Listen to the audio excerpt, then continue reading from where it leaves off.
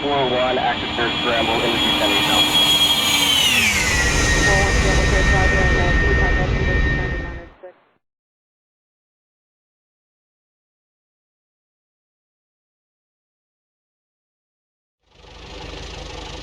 Hello and welcome to today's flight. Today is July 23rd, 2020, and here we are in our Piper Cherokee on the ground at Packwood Airport in central Washington. That's 55 Sierra.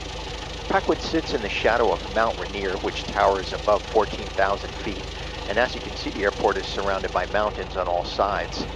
Because it sits in a valley surrounded by mountains, in the summertime when the temperatures are high, it makes for wind shear conditions, and that's what we experienced when we flew into and out of Packwood on July 16th. We have some real-world video that'll be embedded with this video in the lower right-hand corner so that you can see what we experienced on takeoff. If you're interested to learn more about what happened on that flight, I have the flight and analysis included in a video entitled A Close Call, Wind Shear and Stall on Takeoff, and on 2 different occasions began to lose altitude before reaching trees on the end of the runway.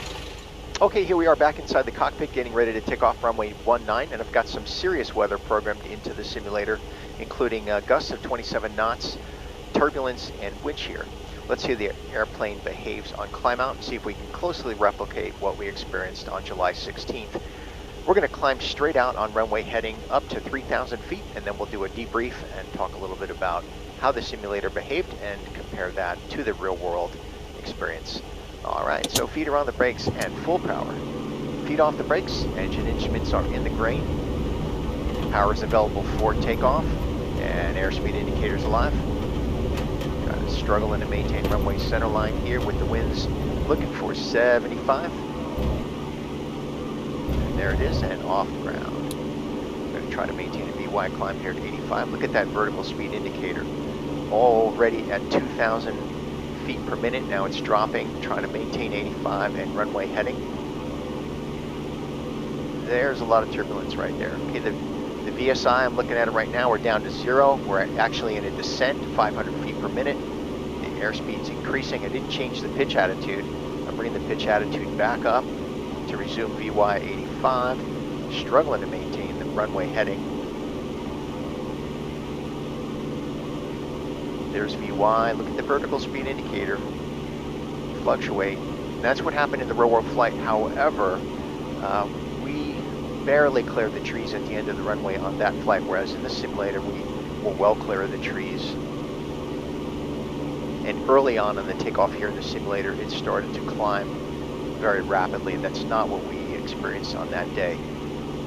But as you can see, the turbulence for sure is accurate. That's kind of what we were experiencing, although in the real world flight at about 600 AGL, things started to smooth out, and we were climbing out initially at about 1,500 feet per minute, and then that settled down to about 700 feet per minute on up to 3,000 feet.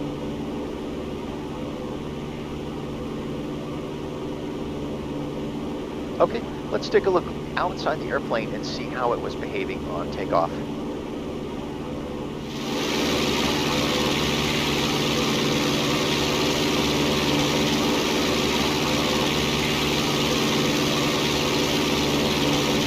Again, as I said, the real world flight was down close to those tree tops right there at the end of the runway.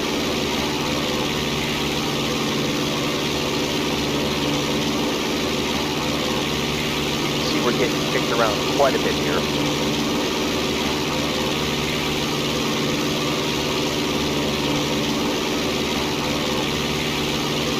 Now on our July 16th flight, right about here, again as I said, about 500 or 600 AGL, the airplane did smooth out quite a bit, and the climb went from barely 300 feet per minute, it went all the way up to 1,500 feet per minute, all within 1 or 2 seconds.